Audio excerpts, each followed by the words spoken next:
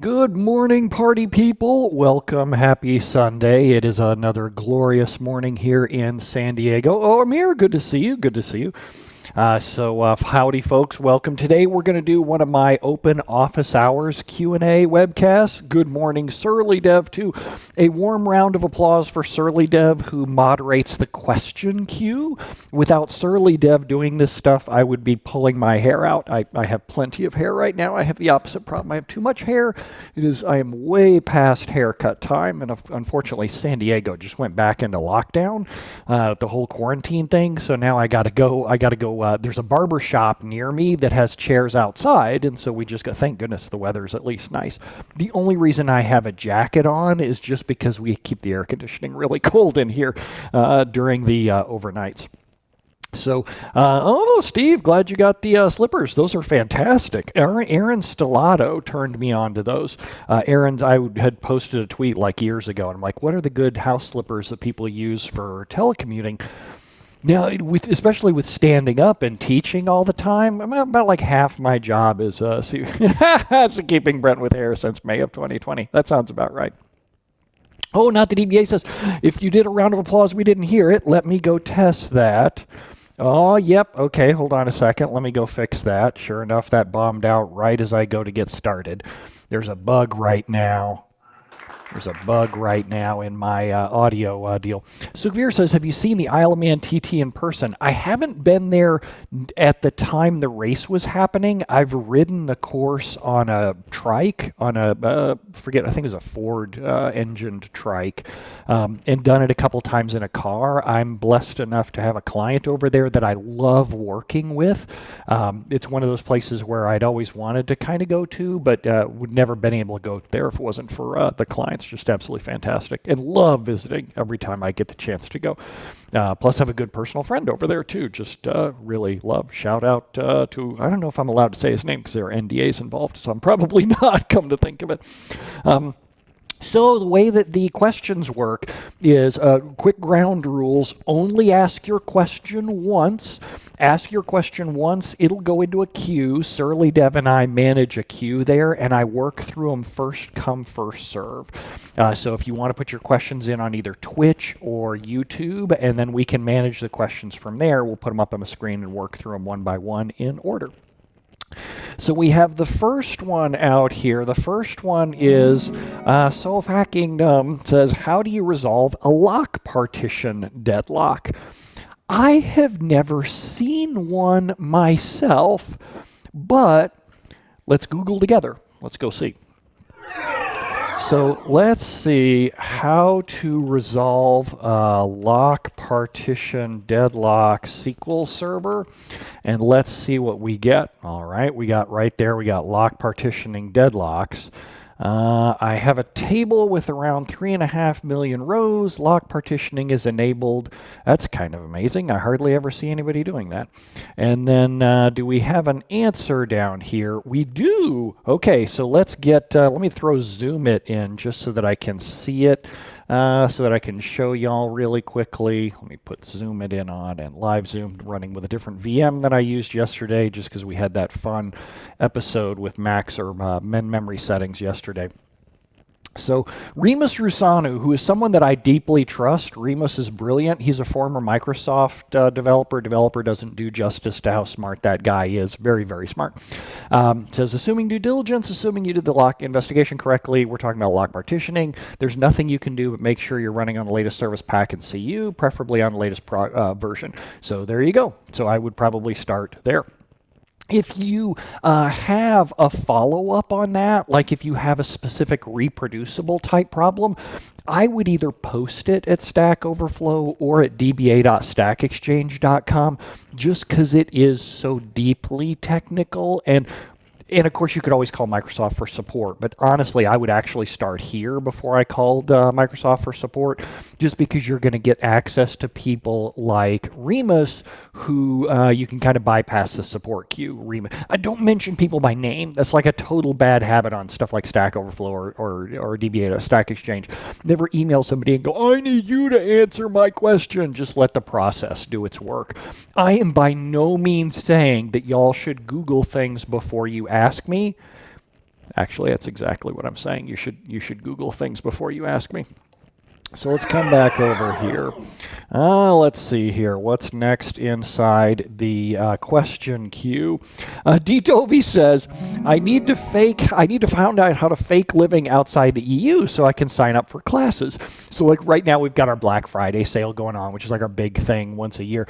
And inevitably people continuously try to fake getting in. They'll like have a friend access their credit card. They'll use someone else's credit card.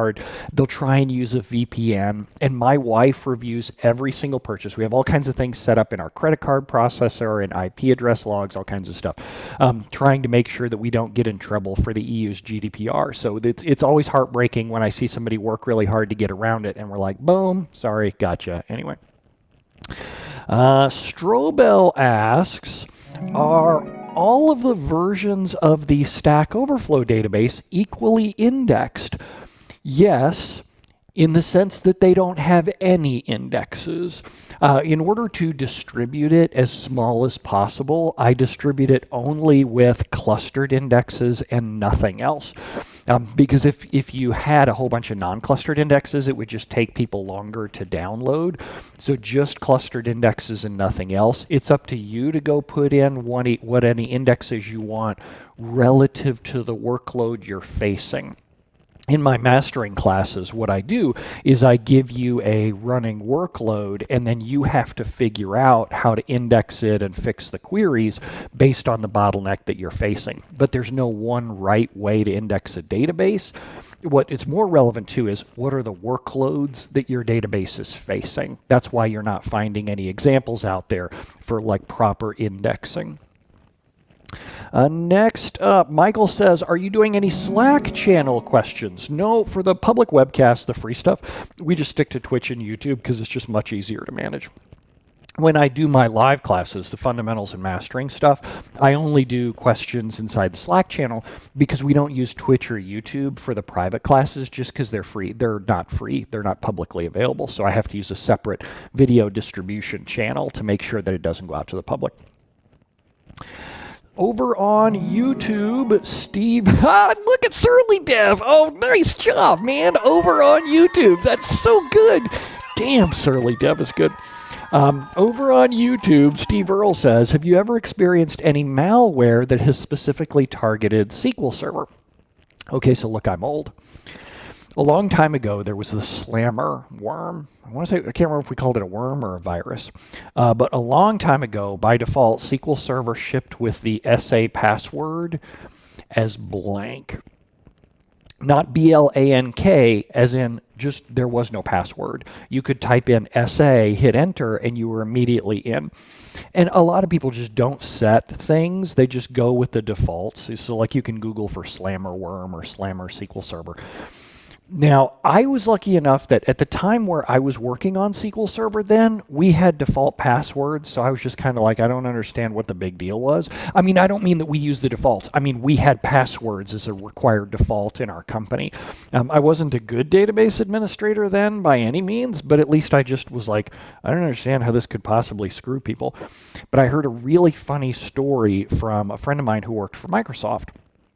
Evidently, the SQL Server that managed the locks for the building, they had whatever building they were in at Microsoft, and I don't know if it was Building 35 or another building, which had the SQL Server team back then. It no longer does, but the SQL Server that controlled the door locks got hit by the worm, and they couldn't get in to patch it.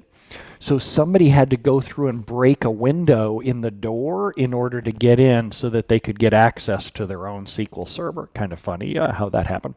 CTI Geek says, I remember that bad day. The bank I worked for quickly found out how many SQL servers were running on desktops. Yeah, because it's always like, it's just insane how much SQL Server sprawls out because it's so easy to install and people can download it so freely. Man, there are just so many out there that you would just never expect. And I kind of think of that as happening with the cloud too. People underestimate how many middle managers have a credit card and can just go start using Azure SQL DB or Power BI without getting official approval because the entry costs are so low. So then next thing you know, over time, you have this huge cloud sprawl that you have to deal with. Emir says, how many of the concepts covered in your classes are applicable to other databases? I wouldn't buy my classes to learn any other database. Like, if you want to learn a different database, go get the training classes on that. Any training class that kind of tries to cover multiple databases ends up not really doing justice to any of them. I've kind of sat through a few things because I wanted to learn more about MySQL or Postgres or Oracle. And like any of them, when they start to talk about SQL Server, I'm like, that's not really true. You know, that some of those aren't really right. So I would just be really careful about trying to apply any database concepts to another platform directly. A lot of it can be relevant, but just like any performance tuning tips that you would get from me are going to end up completely different. Hassan says, is it recorded or live? Well, today is, it's live. It's 6:10 a.m. and I don't know what's going on over there with you, but all right, whatever. Next up, let's see here. Next up, STTU over on YouTube says, sometimes the arrows between operators have only estimated values, others have estimated and actual, and why do some only have estimates? Oh, I'll show you. Let's go take a look. So if I go over into SQL Server and I go run a query, let's go hop into, say, one of the Stack Overflow databases, and I'm going to say select location, count star as Rex, from DBO users, group by location, order by count star descending. And I'll do, just to make it quicker, I'll go just top 100. So I'm running the query and I'm getting the actual execution plan. So you can see I've got actual query results here and I'm going over to the execution plan. What you're asking is, as I hold my mouse over various arrows, some of them have both estimated and actual, and some of them only have actual. For example, or some of them only have estimates. So for example, if I come out of the scaler, out of a compute scaler, it only shows estimates. So your question was, why? Because Microsoft never finished building that feature. Why?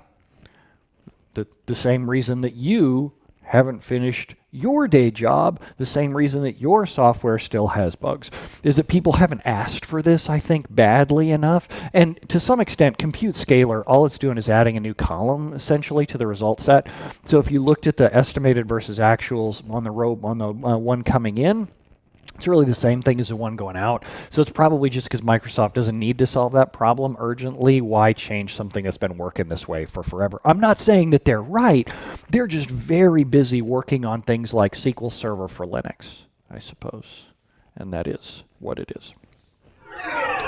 All right, next up over in the question queue, we have not the DBA you're looking for. Good to see you again. In regards to UDFs as computed columns forcing plans to go single-threaded, does this apply if the column is persisted? Yes. Doesn't that suck? It also applies if your query doesn't reference the persisted computed column either. Wah, wah, wah, or I suppose I should push that button. Next up, let's see here. Geoserm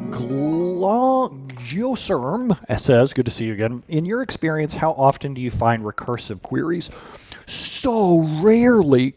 Wow, that's an interesting question. I haven't seen one in, I'm going to guess, like 6 or 12 months. I mean, like, I think it's been quite a while. I do not see them very often. And I'm going to say something weird. In my experience, sure, they would be harder to tune, but something weird. The kind of people who write those tend to be fairly smart, and they tend to index them. That seems to be my experience. Most of the time when I see a recursive query, the underlying table is properly indexed, so it just hasn't been that much of a problem. But that's a really neat question there. Next up, G-Surgeon from the Netherlands says, I SPBlitz indexed a table. The clustered index is 6 gigs. The non-clustered index is 19 gigs.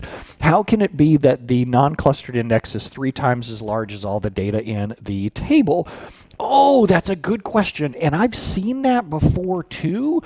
Off the top of my head, I'm going to guess, and I'm just literally guessing, it could have to do with fill factor. Somebody could have played around with fill factor. Now, you're in yours, you say same fill factor.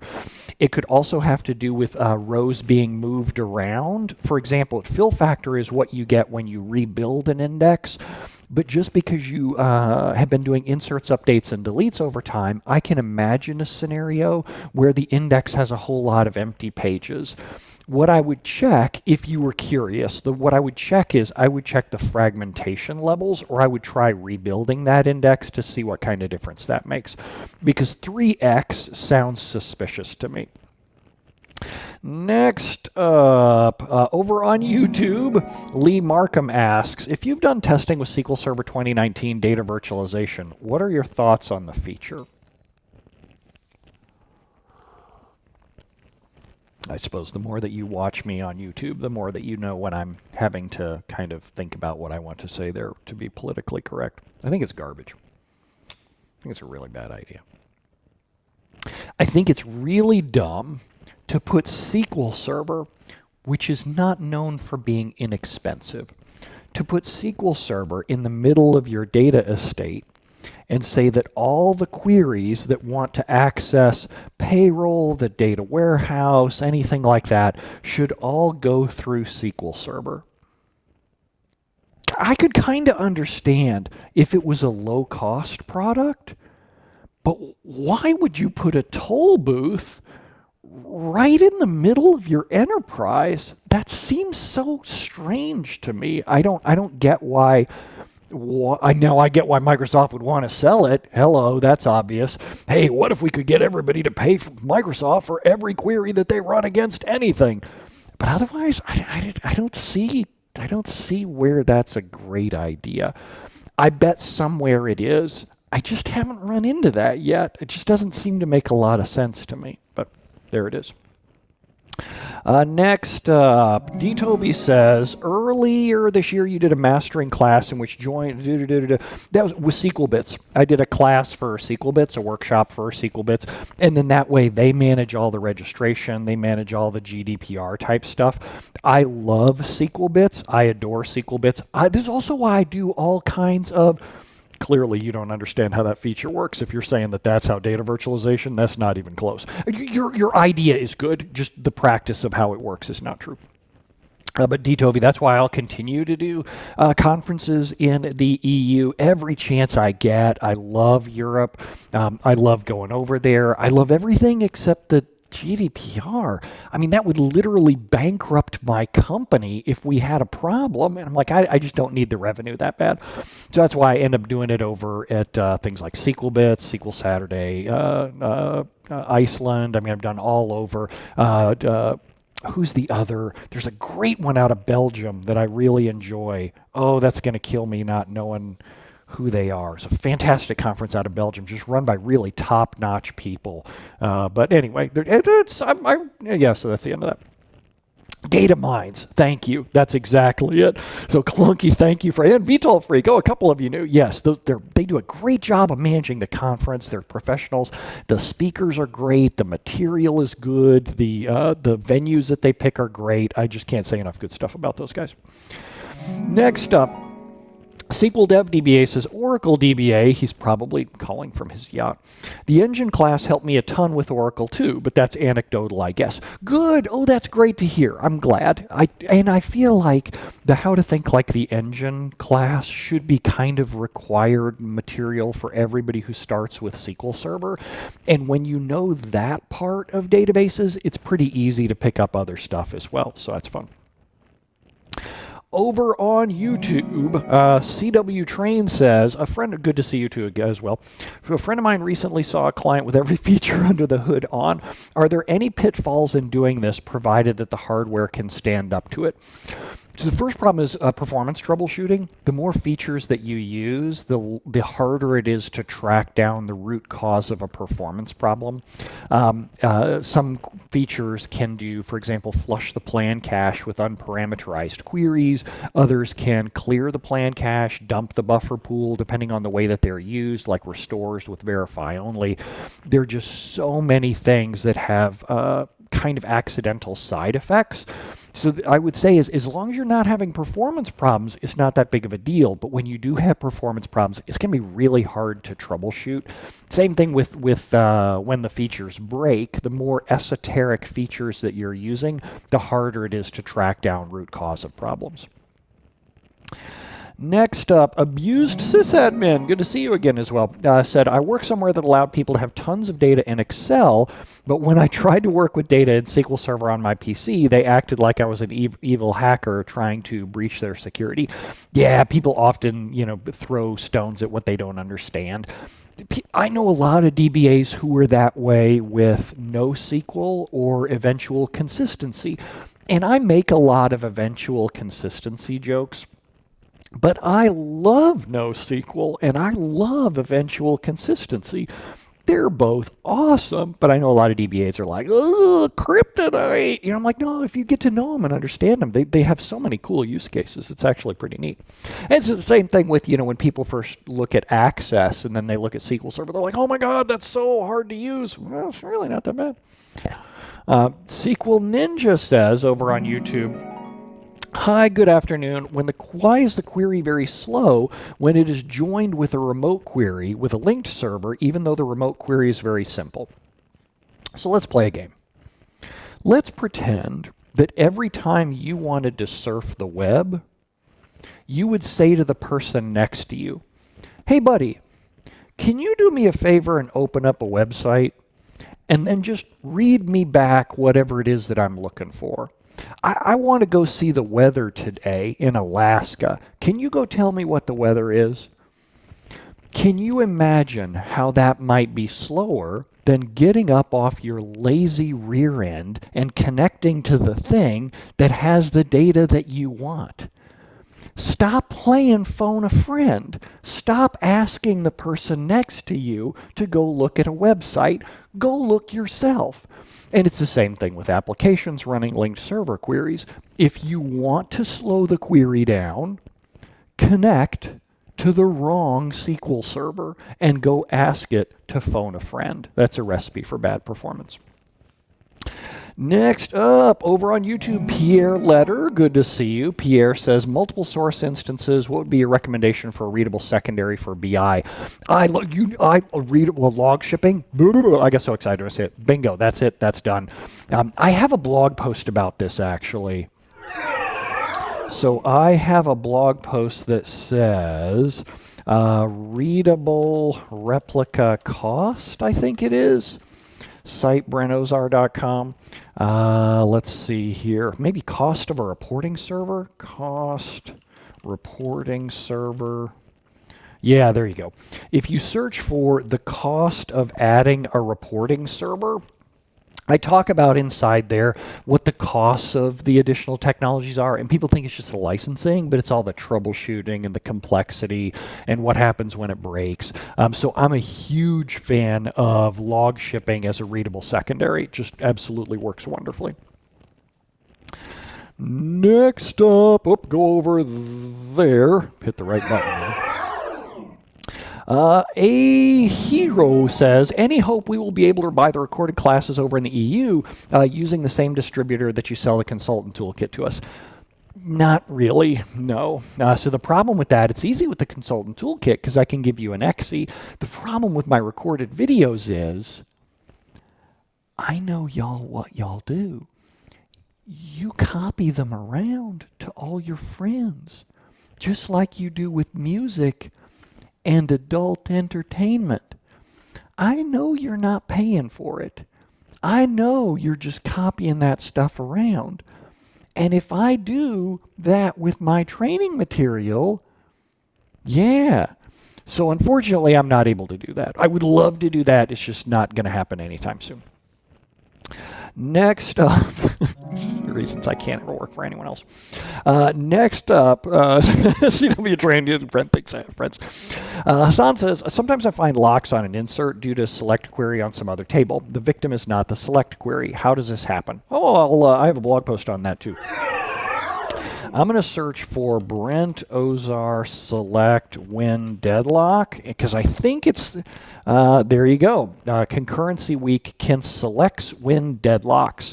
So search for that. Concurrency week can selects win deadlocks, and I explain how it happens. So the other thing that you asked was how do you prevent it? So there are a bunch of different ways. You can change your isolation level. You can index the tables. You can edit the queries. You can change the number of indexes on there. Sometimes you actually have to drop the number of indexes on a table. And it just so happens that there's a great way where you can learn how to do all of this. I happen to be a trainer, and I am running a sale for Black Friday, brentozar.com/Black Friday, where you can learn how to do index tuning, query tuning, server tuning, and work your way around deadlock problems. So that over there, brentozar.com/Black Friday, and it ends the end of this month, so you can go jump in there. I actually have stuff about that whole select and deadlocking problem in all three: mastering index tuning, mastering query tuning, and mastering server tuning. It's what I do for a living. If you like me watching me do questions ad hoc, you'll probably like my mastering classes as well. All right, let's see what we got next. Next up, Bob the Lobster. Good to see you again. Bob says, of all the clients you've had recently, is there a pattern in what they were doing wrong, or did they have uncommon use cases? Oh, that's a great question. I don't think I've noticed a pattern. I don't think I've noticed a pattern in the clients I've taken recently, but I can tell you that there's been a pattern in the clients that I have, two patterns in the clients that I have not taken recently. So right now I kind of have the luxury of I'm booked out till January, and I can kind of pick and choose the clients that I work with. I literally only have 2 consulting openings in January, and then I'm done through June because we're going over to Iceland for a while, and I want to kind of manage my time so that I don't do too much consulting work, and I've already got existing commitments with clients. So I'm being a little picky and choosy. I'm going to tell you the 2 patterns that I've noticed recently. One is people who don't back their databases up. What the Sam hell? You know, I would think that this would be fairly straightforward, but people are like, oh, yeah, no, we must have missed that one. And I'm like, what? The other pattern that I've noticed is not responding to emails. Like, I mean, look, here's the stuff that I need from you in order to move forward with the project. And I'll do that 3 times. I'll send a client a reminder 3 times, but if they don't respond, at least with I got you, within the, I heard you and here's the problem that I'm having. If they won't respond in 4 days, I'm done. I'll pull the plug. I'm like, sorry, I'm not interested in going forward working with you. So that's weird. It's not the answer you were expecting, but there you go. Next up, my friend asks over on YouTube, Joe says, what keyboard do you recommend for SSMS? What are you using? I like the Keychron, I want to say it's K8, it might even have the name on the back. Yeah, K8 wireless, because I wanted something that had USB-C and both USB-C and Bluetooth. Because I run a Mac, and so I want to be able to just easily connect it and not have any wires. I like it a lot, the Keychron K8. The one thing I will say is it's really high up off the ground. It probably doesn't look that terribly high. I need to change my white balance a little here, just because the sun's starting to come up. Probably doesn't look that high, but it's pretty chunky. He's a chunky boy. And so I end up having to bought a leather wrist rest off of Etsy. So I'm like, there's so many wrist rests on Amazon that are like rubbery and they like are just kind of gross. So I'm like, I want something that's just a little classier. So I like that. Wasn't cheap, but it was nice. Drop Table says RGB is a must. I got white because I don't want a whole lot of colors going on inside there, but I would actually agree with you just for future choices. Next up on YouTube, Pete says, I created an Azure SQL database this week for the first time. Why are they 12.0? The version number that you see is 12.0. That has nothing to do with the SQL Server engine, though. That's just an arbitrary version number that they picked in Azure, and they've never changed it. Like, they keep updating the code all the time, but the version number still reports as 12, so it's a little confusing there. It's not SQL Server 2014. It's actually a newer version of SQL Server than what you can buy today, which leads to the problem that in Azure SQLDB, your data is in Hotel California. It can check in, it just can't check back out. You can't get a backup of your database and then go restore that down on premises, for example. If you want to get your data out of Azure SQLDB, you're going to be pulling it out via things like select statements, SSIS, data merging tools like Azure has, or Amazon has one, and so forth. Emir says, when I'm doing paging with offset rows, is there a smart way of getting the total count in order to show like 30 of 698? Or should I do just good old select count star? So the clients that I have that are doing that will build dynamic SQL, and they'll have everything from the from down is basically only one query, but then up in the select, they'll build two versions of the select, one with the columns that they want and the pagination stuff, offset fetch and all, and then the other with the count star. So it gives you a rough idea of the approach to do it. But there's not an easy way that you're missing out on, unfortunately. It would be a nice an enhancement to have in terms of SQL Server. Next up over on YouTube, Kieran says, I have an availability group. If I create one more database file on primary replica, will it be created on the secondary automatically? Yes, as long as the file path is there. Like if you try to connect a data file or create a data file or log file on the primary, but the file path doesn't exist on the secondary, immediately your replication will break. It'll stop working because SQL Server can't replicate that transaction. But as long as the folder path exists with the exact same drive letter location and all that, it just automatically adds the file, which is kind of spiffy. Over on YouTube, Lee asks, what would be your thought for solving blocking between two stored procedures? I cover that in my mastering query tuning class. I can't do justice to it here. I mean, I cover parts of it in mastering index tuning, query tuning, and server tuning, depending on which thing you want to use to solve it. If you can only change the indexes, you watch that module in mastering index tuning around blocking. If you can only change the queries, you watch the query tuning or the blocking module in mastering query tuning. And I love RCSI. RCSI is fantastic. I think it should be turned on by default in every new database that you build in the year 2020. Next up, Mark or Mache, or I'm not quite sure how to pronounce that. That looks kind of cool. I'm guessing that that's Russian there. Hi, Brent. What about managing disk cluster sizes in the event of using VSAN as storage? Is it relevant? Not really. Like examining any of the cluster size type stuff is like shuffling deck chairs on the Titanic. It's not going to make a significant difference on VSAN. With VSAN, the bigger problem you run into is latency on writes. Latency on writes. So that it then doesn't matter what sector size you use, cluster size, anything like that. It's not going to help you enough to get you past the. I don't have any happy clients running high throughput databases on VSAN.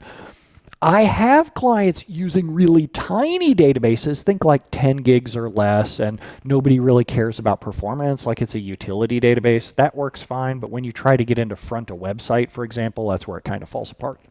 Oh, Max. Okay, cool. Next, Pythor asks, is there a good book or log site or website to learn how to set up log shipping? You're going to think I'm trolling you, but seriously, the documentation. The reason why I say the documentation is that's a feature that hasn't changed in 20 years. Nobody's going to write a tutorial on how to do something that hasn't changed in 20 years. It's just always been kind of the same thing. So just go to books online. The documentation on there is fabulous.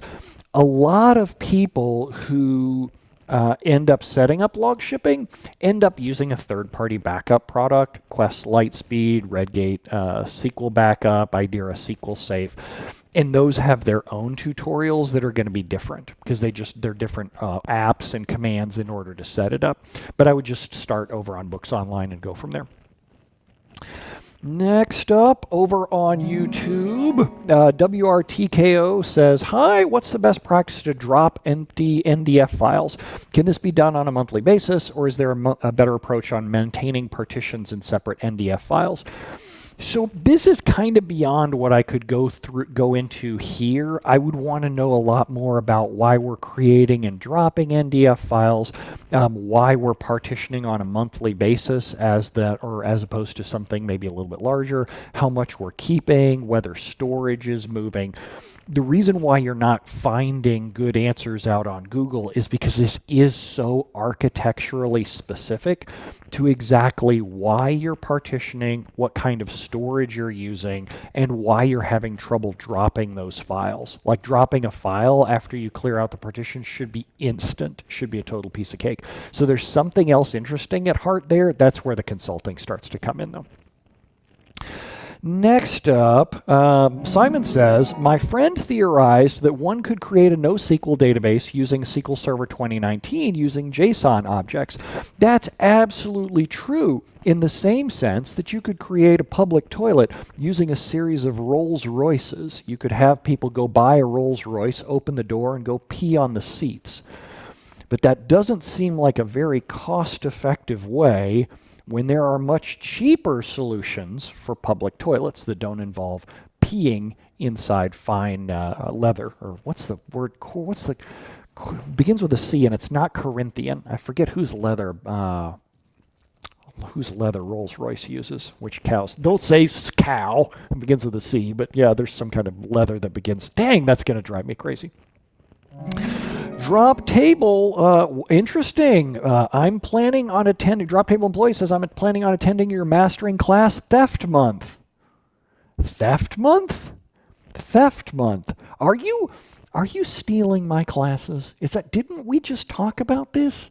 We just talked about this. Hopefully you didn't steal my classes, although I would say if you got them during the Black Friday prices, you got them for a steal. But I'll see you over there in class too as well. Hassan says, do you have any plans to accept Bitcoin as a payment method? You know, we used to. We did during 2, 3, 4 years ago during the Black Friday sales. I accepted Bitcoin and we did not get one single buyer. So after I let that go for like a year, like had it up on the website, I just said, screw it. Stripe dropped support for it. And so I was just like, yeah, I'm not missing anything because nobody paid for it. So yeah, no interest in doing that. Any plans to share what new classes are coming in 2021? Yes, absolutely. I have plans to share what new classes are coming in 2021. Oh, am I going to share them now? No. No, but I had plans to share them. So Connolly is probably it. Connolly is probably it. It's not Coronova. It's probably Connolly. I'm not 100% sure on that one. Scott C. over on YouTube says, advice for monitoring an Azure SQL managed instance. The thing I would immediately say with Azure SQL managed instances is they are so expensive that it just makes sense to go buy a third-party tool. Whether you get Quest Spotlight, Idera SQL DM, SentryOne SQL Sentry, Redgate SQL Monitor, any third-party tool, because the cost of that is going to be nothing compared to the cost of business-critical type Azure SQL managed instances. And so I would just totally start there. Says if you need me to look after your 911 when you move to Iceland, I thank you for offering. I think what we're doing right now, our game plan is we're going to ship him over there. And if I read the regulations right, if you move over, you don't have to pay import taxes until you've been there for 1 year or until you declare like you're going to be a permanent resident there. So for the first up to a year, we're going to have Helmet over there duty free, and we're going to be making a decision towards in the winter whether we stay another year or two, like how long we would stay. And at that point, we would decide to either pay the import taxes on him, which are not going to be cheap, or else ship him back to the United States, one of the two. But we're looking at bringing him now is our current game plan. The only drawback is that we're moving to Iceland. If, knock on bamboo, I suppose this is. We're looking at moving near the end of February. It's not a great time to have a Porsche in Iceland, so we'll probably have to put him in the, oh, good to hear. Thanks, sir. Good to see you again, too, as well. We're going to have to put them in storage in Reykjavik, but we're also shipping over like our couches and desks and all that kind of thing. So we'll just have a container and store it in Reykjavik until the spring and then figure out what we want to do from there. It's looking like we're going to try and buy a house over there. We'll see how it goes. Next up, over on YouTube, STTTU says, sometimes a force order or join hint on a compatible, without the hint, what might be the root cause? So I'm like, blah, blah, blah, blah. Your question is legit. The root cause is generally the winter tires. Exactly right. Winter tires are usually the root cause of bad query plans. That's absolutely true. Thank you for doing that answer. That's very good. And no, but you're absolutely right there too. I don't want the Porsche on the road in the winter, and even then in the road in the summer, it would be kind of weird. So the typical examples of causes of that include SQL Server makes a bad cardinality estimate guess. It doesn't understand how many rows are going to come back. It has bad statistics due to a sampling issue. There's something about your T-SQL that can't be deciphered. SQL Server made a bad guess on costing of an index seek plus key lookup.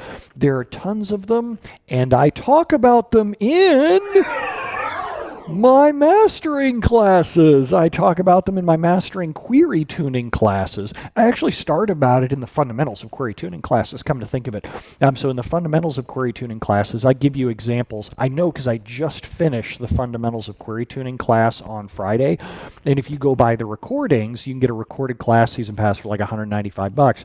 In the fundamentals of query tuning class, I show you a specific example where SQL Server guesses cardinality incorrectly, chooses to do a clustered index scan instead of an index seek, where the seek would have been way faster. So brenozar.com/Black Friday, and then check out either the recorded class season pass or the fundamentals of query tuning class. Next up, Polyphonics, I like that name, upgrading my SQL Developer PC with a few NVMe drives. TempDB. For your developer PC, I don't think it's really going to matter, right? Like, it's not like you're really hammering TempDB that hard or any of the user databases that hard on your developer PC.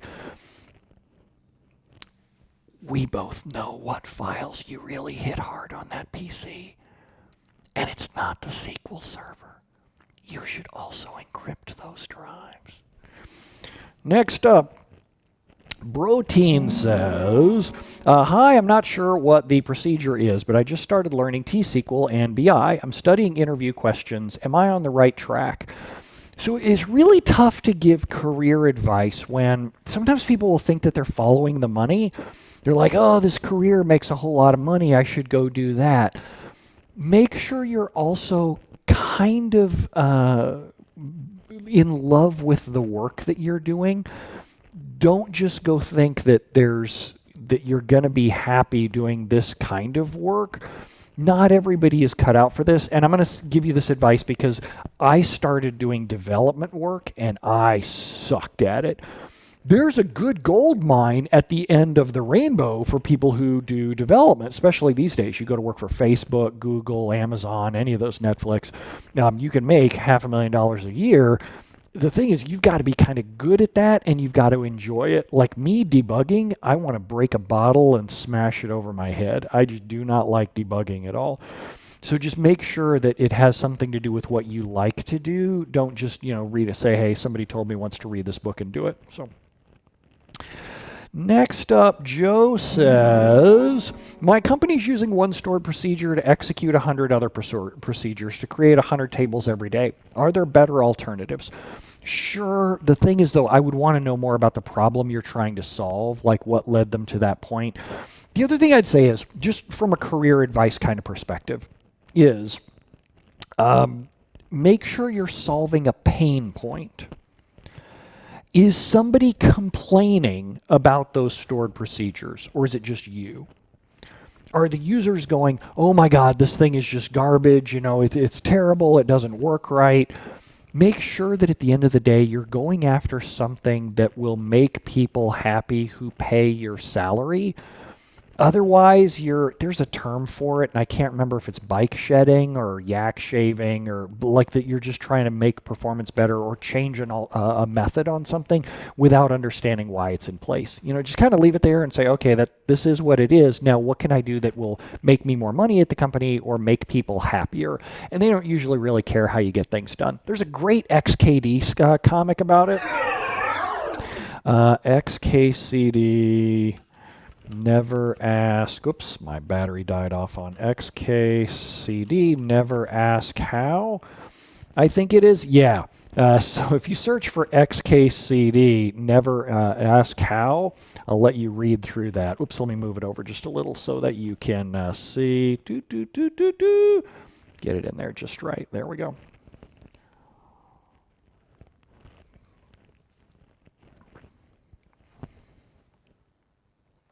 Kind of amazing. I absolutely love that. All right, next up, let's see what we got here. Next up, we have Ralph says, what are the criteria on whether you can tell someone is a senior DBA or not? Oh, sure. I have an easy one for that. Show me what you've written down. Show me what you have in writing. So say the server goes down. Show me what you have in writing as to how you fix it. What are the things that you've written in the last year? And if they go, well, I have everything in my head, dude, you might have 10 years of experience. You still suck at your job. If you're not documenting exactly how you're doing what you're doing and sharing it with the rest of your team, passing it on to more junior people, then you're not really a senior. You're just a junior who's been doing this work for a really long time, and you haven't learned how to really take your career up a notch.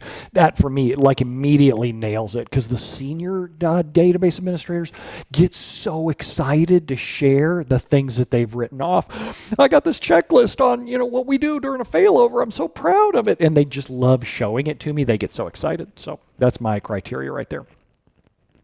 Coolstod on YouTube says, could you recommend required reading for DQS and SSRS, or would you recommend using these tools out of the box? No, I would not recommend using either of those tools.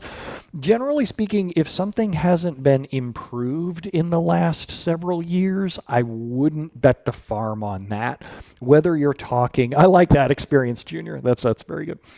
Anytime a SQL Server feature kind of dies off and doesn't get any more improvement, that's your sign that it might not be the thing to hitch your horse to. There's a difference between something that's really stable and works beautifully and widely used and adopted, and they don't need to change it because it's bulletproof, versus something that's a piece of junk, nobody ever adopted, and it's kind of dying off, or Microsoft can't figure out what they want to do next.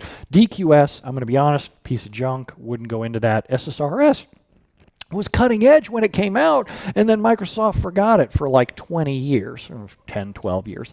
Didn't really put anything into it, and they're trying to figure out, they're like shifting the gears like crazy now, trying to figure out how they want to do that up in the cloud. And I haven't really seen a great answer for that yet. If you're into those kind of products, I would check out Power BI and Azure Data Factory instead. Next up, Oleg says, I recently watched a video about new entity framework, and they said sometimes entity framework generates too many joins. What are your thoughts about how many joins should be in your query? I don't think that there's such a thing as too many joins. What I would say is I get nervous when people join together 20, 30, 40 tables, and it's not obvious how many rows are going to come back from each phase of it. I've seen brilliantly tuned 50 table joins that performed fantastically. I've seen 2 table joins that performed like butthole. I guess sometimes buttholes perform, don't they? It's not like, let's not go down that road.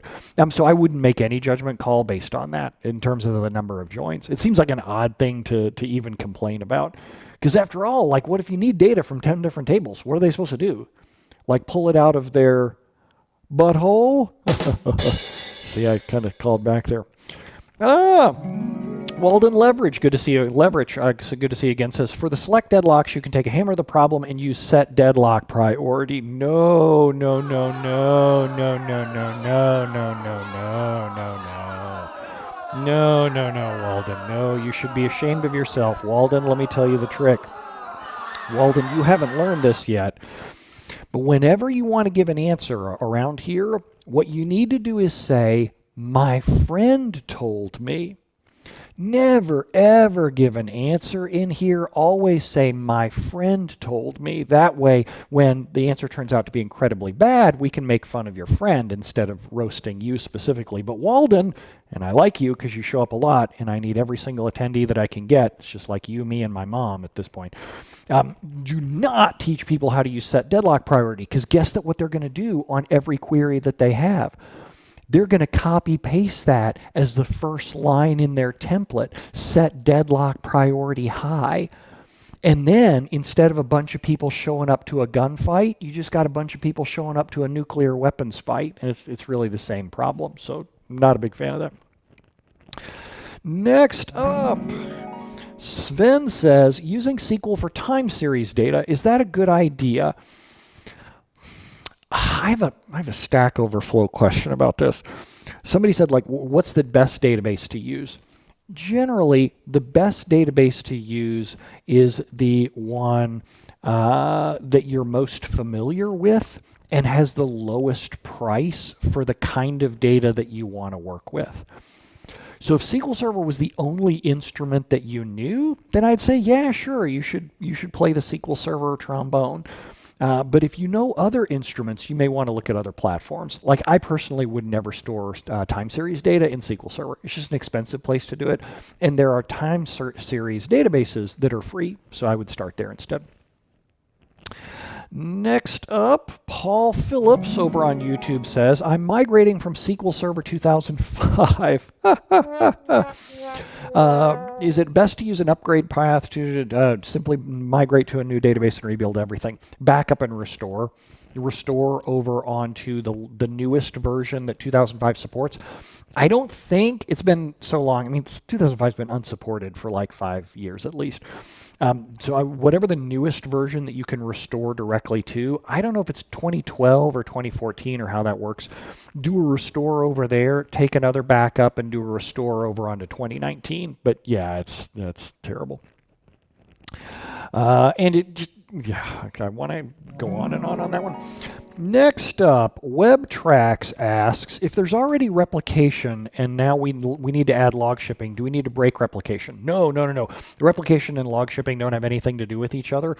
The thing that I would watch out for, though, is if you're doing log shipping for disaster recovery, if you fail over to the other server, you may need to set up replication over there as well. But those two features can happily coexist. You're totally fine. Drop table idea, that makes sense, except that I'm red-green colorblind, so that doesn't work too well for me, which explains why I use a lot of the crazy colors that I use. I almost want to go into whole stories around that. Like my wife has instructed me, I am not allowed to buy another red car. I love red cars. I think I'm like a believer in Enzo Ferrari's line that every Ferrari is at heart a red Ferrari. I believe a lot of cars should be red. I want a new Audi RS6 so bad, and I would want it bright red. You know, just it should be wham, just super in your face. But I think if I ever tried those chroma sunglasses or the chroma glasses that help colorblind people see real color, I would probably pass out in horror at some of the things that I wear and do. Stephen Osborne says, do you have general use case suggestions for when not to use Columnstore? As a matter of fact, there's a website for that. If you open up a browser and you go to columnscore.com, columnscore.com. Let me move in a little just so that you can see that there. Columnscore is a site where you can put in a quiz about your data and then get your column score. It rates whether or not your table is going to be a good fit for Columnstore indexes based on the number of rows, the size of the table, how you work with it, what kind of data it has, and more. So all that's over at columnscore.com. It's totally free. So totally free there.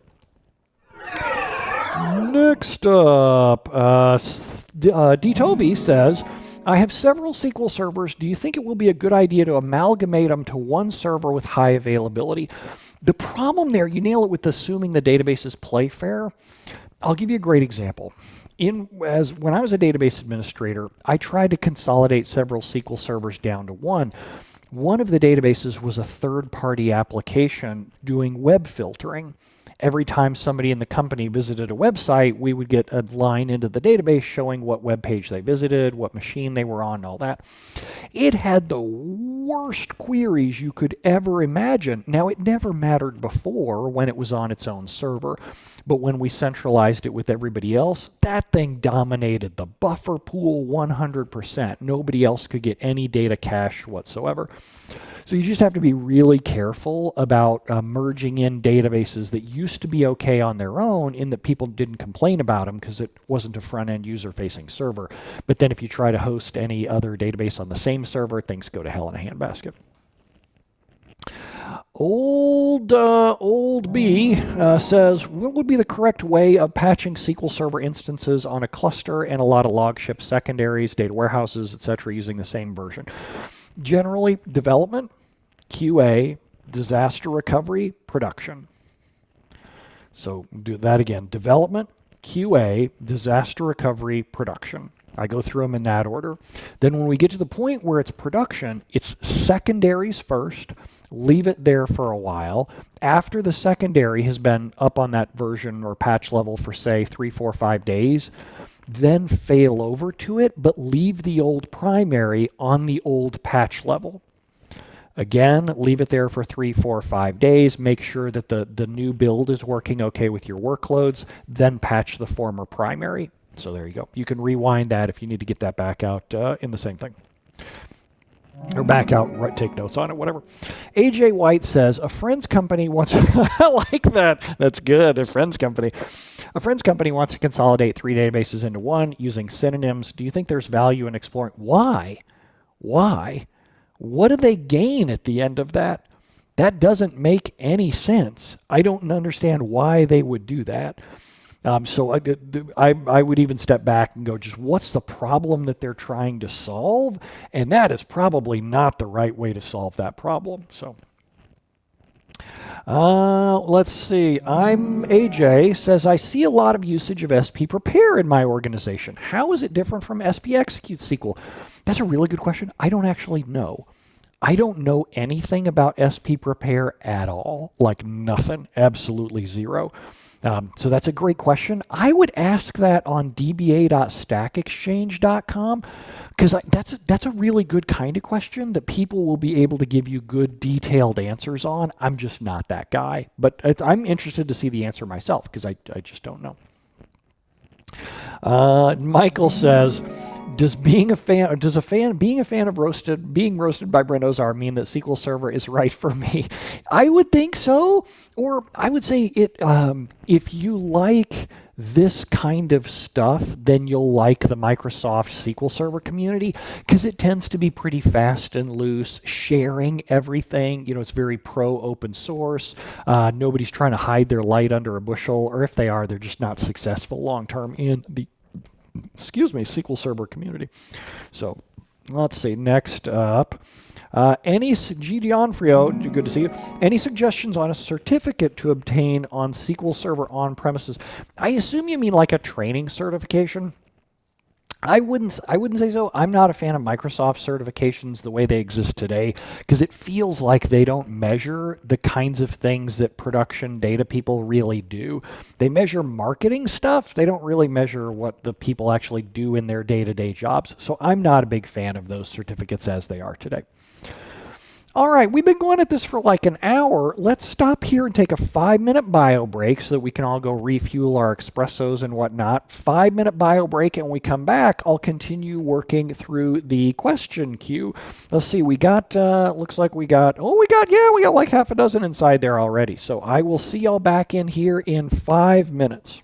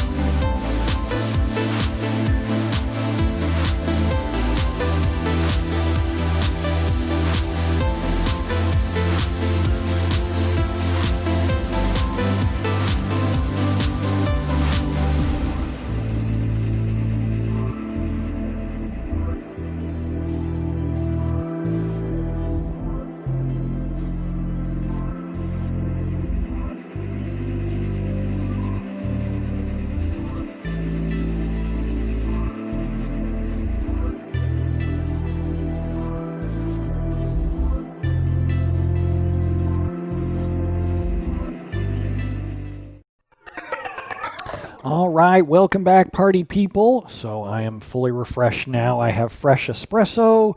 I am ready to continue the attack. And it's decaf, actually, because my coffee shop downstairs opens in about an hour, and I like going down there and getting fresh pour over. Very good stuff. Let's see. Over on YouTube, Hassan asked, how do I learn SQL Server from the basics? It's kind of nice because SQL Server's been around for so long and the core functionality has been so stable for so long. Really, I would get by, ooh, nice. I would get by with going to your local bookseller and picking up any book on querying SQL Server. I would start with querying. Rather than administering or setting up. Start with learning how to query it first, and you'll either fall in love with querying data or you won't. For me, like I immediately, as soon as I understood how T-SQL worked, I was like, and when I say understood how it worked, I mean like I could write a few queries, and I was like, this is magic. This is so much better than development. And of course, years later, it gets way worse because we don't have really good testing frameworks or like mocking stuff or anything like that. But I fell in love with it, and so that was the part that mattered. So I would start with pick up any book on how to learn querying and go from there. Amir says, do you have a espresso machine or using a mocha pot? I have an espresso machine, a mocha pot, a Technivore Mocha Master, a French press, an AeroPress, and an espresso. And all of them are in the closet except the Nespresso. The Nespresso is the only one that I still leave out because it's so easy. And I'm a little bit of a coffee. I'm also a cocky geek, but I was going to say a little bit of a coffee geek. But Nespresso makes really good, easy espresso. It's pretty nice. It's pretty simple. And it's just because I literally have like 5 minutes to go grab something and then come back in here. When I want to sit and take my time, I'll go downstairs and get a pour over, or Starbucks is nearby, and I just really know the staff really well, so we have a good time, so I end up going over there. Calvin says, I think I'm addicted to coffee.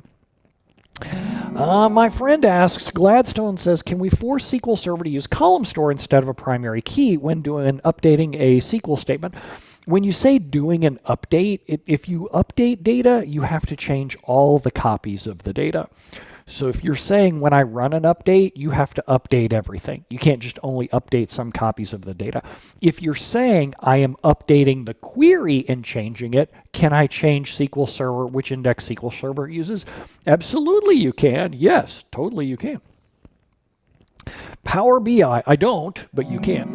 SQL Dev DBA says, Power BI report server paginated has been a good SSRS replacement for me so far. Ballpark, how long has that been out?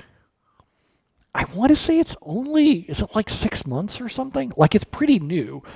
I love Power BI. I think it's awesome. You don't see me teaching it just because it's not the skill set that I want to do. I could spend the rest of my life and never work with a user on a report again. I have been down that road. I got this report. Can you move this 3 pixels to the left? Oh, no. 2 pixels to the right. Oh, also, please underline this when it's negative and the report runs on a Thursday. Like, I don't ever want to deal with that again as long as I live. But Power BI is freaking amazing. Like, I use it myself for all kinds of data visualization, so good stuff there. Scott says SSRS is not part of the SQL Server binaries.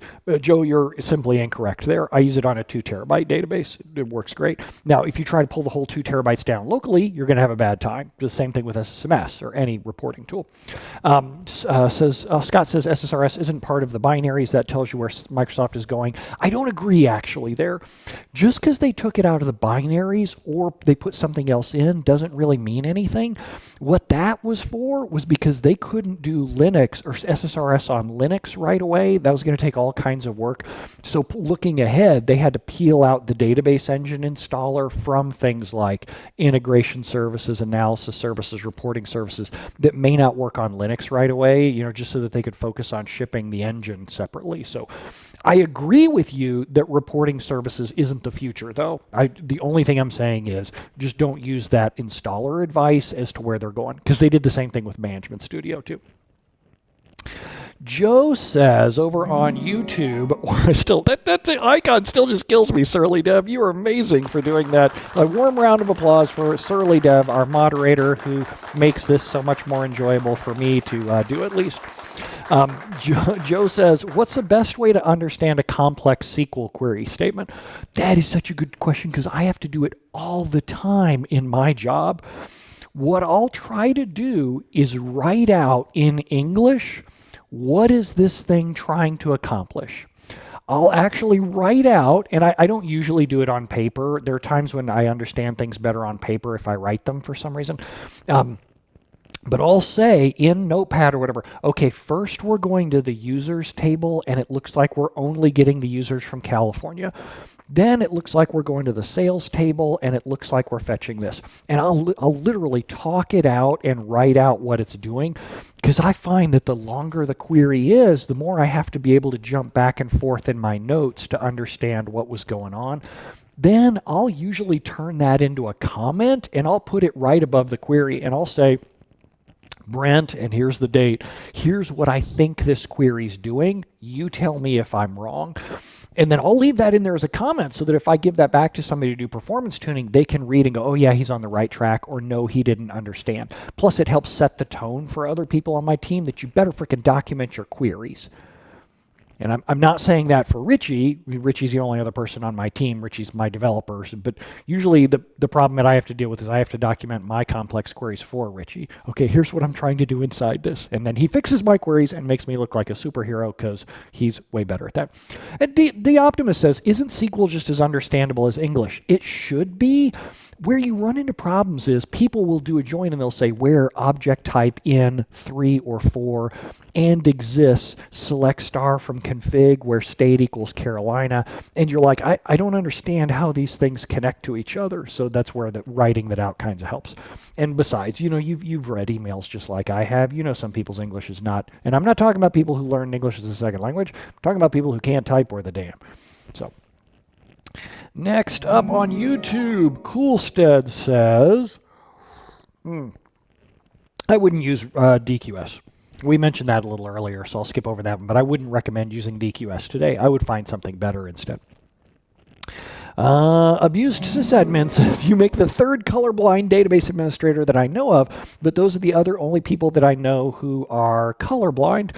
You know what else is really funny to see if you're in a group of professional database administrators?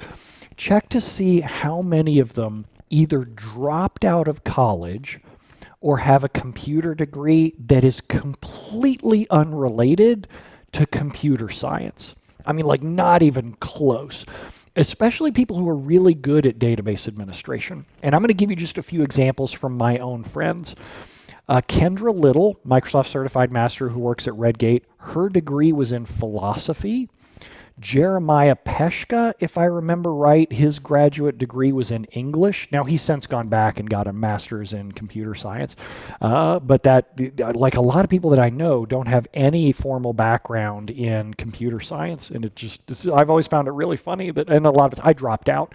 I dropped out a year and a half into college. I fell in love. I didn't know what I wanted to be when I grew up. And I tried going back to college like 3 times, I think 3 times altogether, and I dropped out every time. I just hate it. I can't stand it. Next up, GeoCerm says, do you know if Vertipack and SQL Server Columnstore are the same, or do they just share the same principles but somewhere differ? I actually don't know anything about Power BI's Vertipack stuff. I don't know if it's the same internal compression or not. Absolutely no clue. I would bet that they're, like the compression may be the same, but there are things that SQL Server has to deal with that analysis services and Vertipack don't have to, like around transactional updates and isolation levels. So I would be surprised if they were really that similar. Robotics, oh, that's kind of cool. That's pretty neat. Next up, Bug says, what is your view on the data vault model for data warehousing as being scalable? If you know it, we're using it. I don't do any data warehouse design just because I tend to be an emergency performance tuner. People call me when the server falls over because it can't go fast enough, and I fix the queries or the indexes or the tables or the hardware, whatever it is that's the easiest to get them across the finish line on.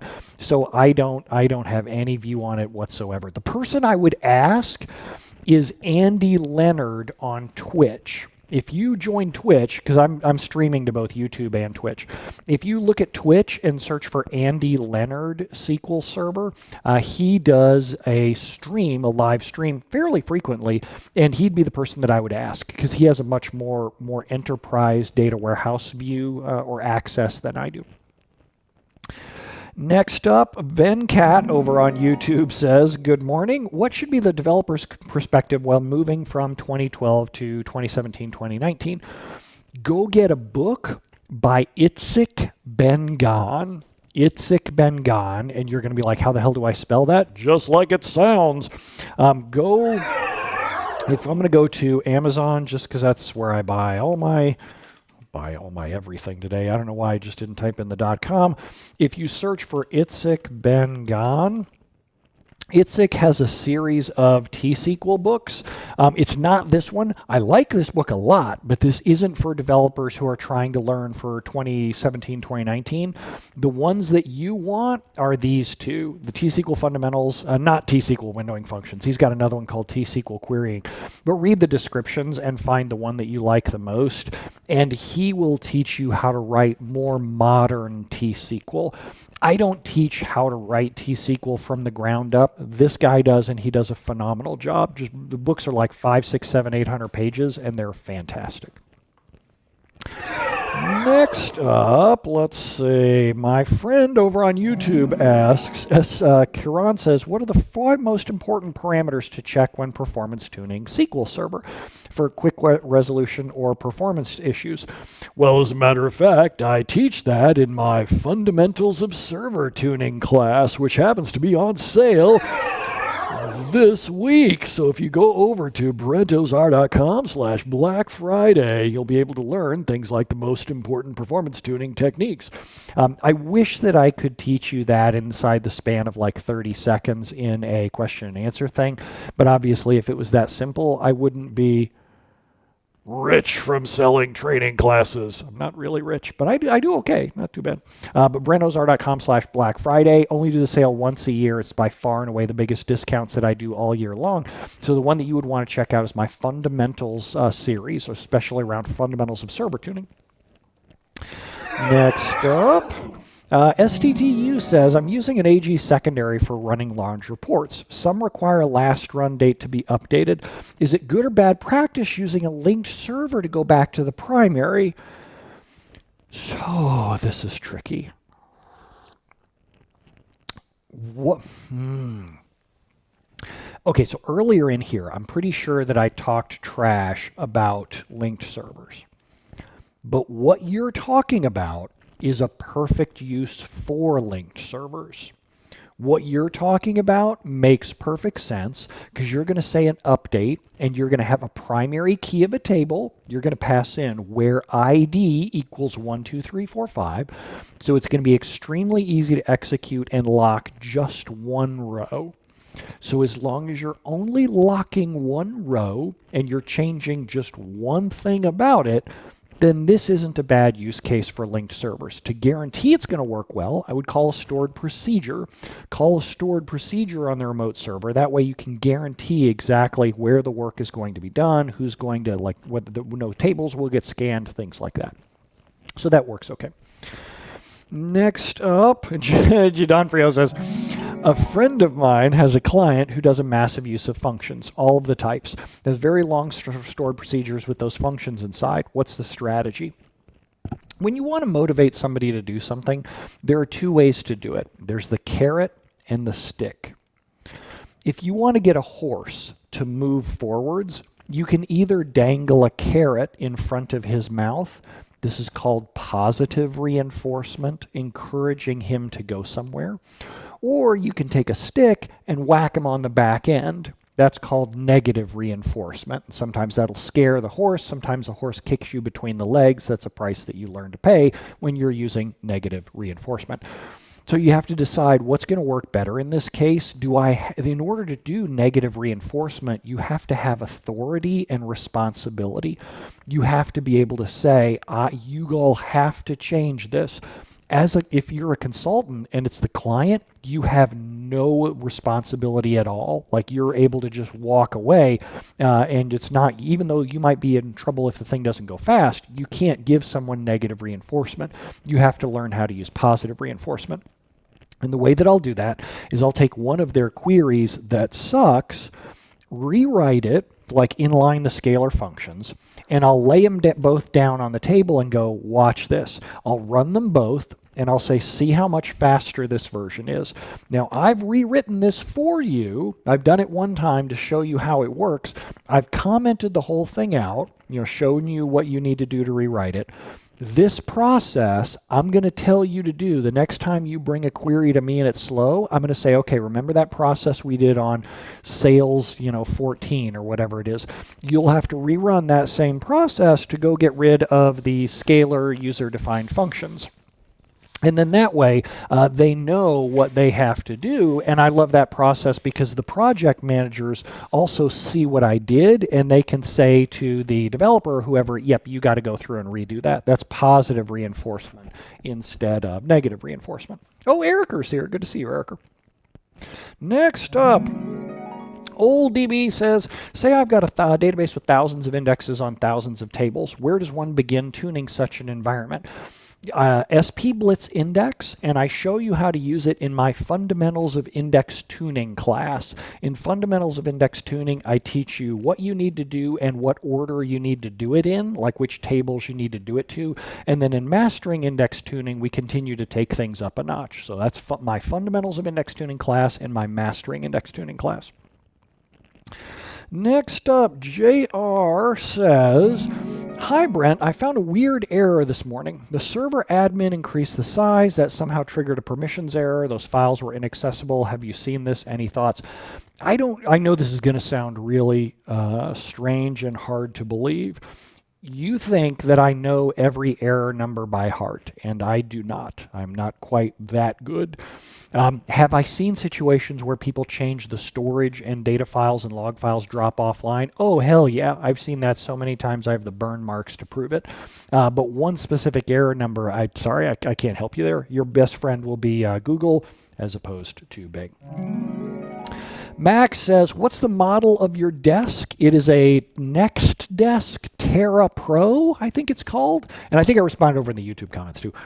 It's, I think, a Next Desk Terra Pro, and I absolutely love it. It's wonderfully stable. They're not cheap. They're like ballpark $3,000, but they're totally worth it. This has been mine for 10 years maybe, and it's survived a bunch of moves, so I can't say enough good stuff about that there.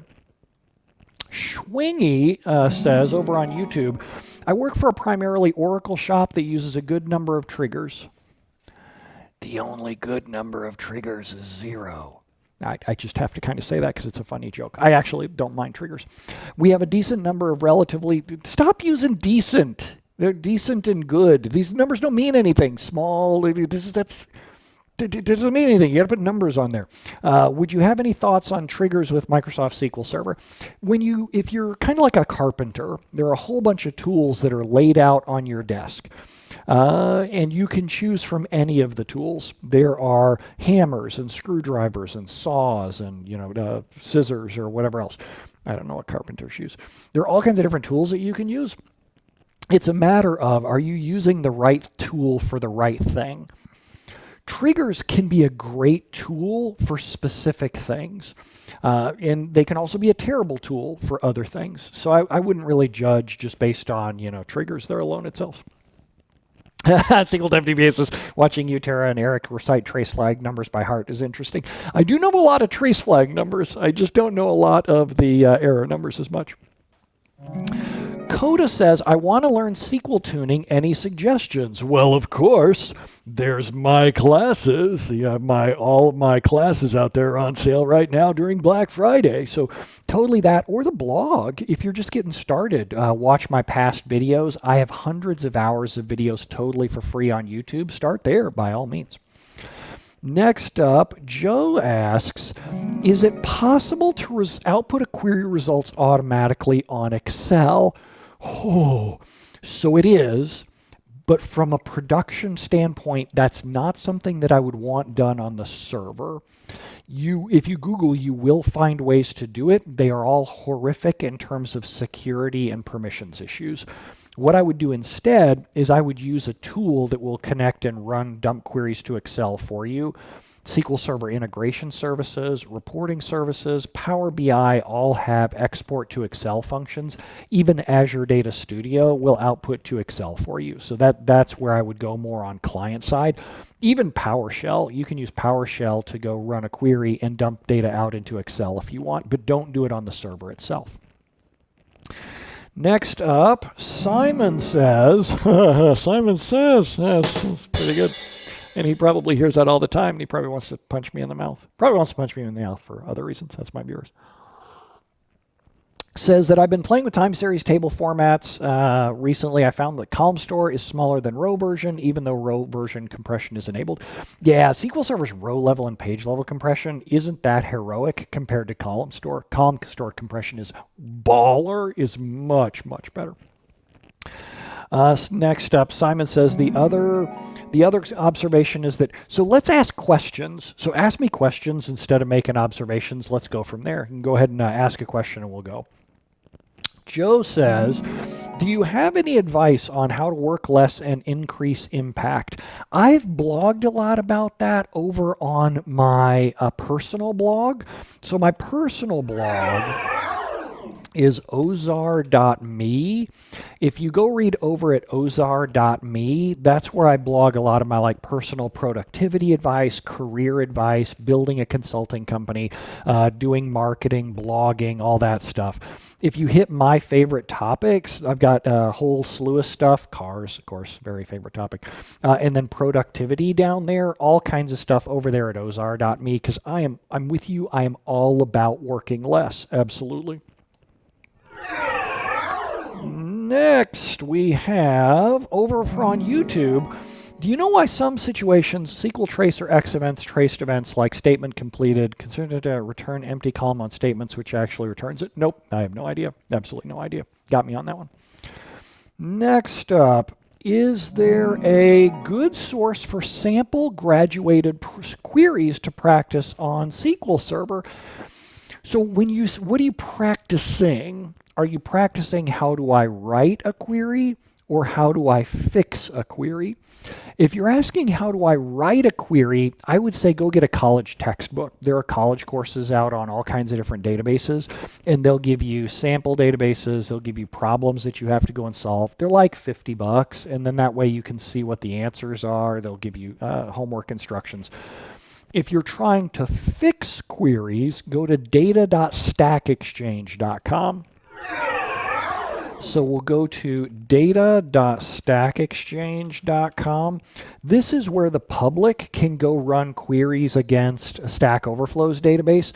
So you can go click on Stack Overflow, and then you'll see all kinds of queries that people have written. You can then go copy paste those queries out, and then you can go run them against your own SQL Server locally, and that'll help you understand doing things like performance tuning them to do less logical reads, get better execution plans, write the right indexes, and so forth. So that is data.stackexchange.com. When you're at the Stack Overflow sites, you'll often hear people call it SEED, S-E-D-E, because it stands for Stack Exchange Data Explorer. When you see people talking about SEED, that's what they're referring to. Next up, Jasper says, one of my servers has a lot of CX packet weights. My cost threshold for parallelism is good. What's the next best step to look into? Max degree of parallelism. So max degree of parallelism is the other thing to go set. Then set it aside and look at what your next top weight type is. The thing is, your queries are going parallel because they need to do something. Either they need to read a lot of data or they need to do a lot of CPU work. Tune that, and then the parallelism will disappear. Next, Amit asks over on YouTube, how do we handle a large tables index rebuild in an availability group and sync mode? It needs too much free disk space. We got a lot of weights. What are you rebuilding it for?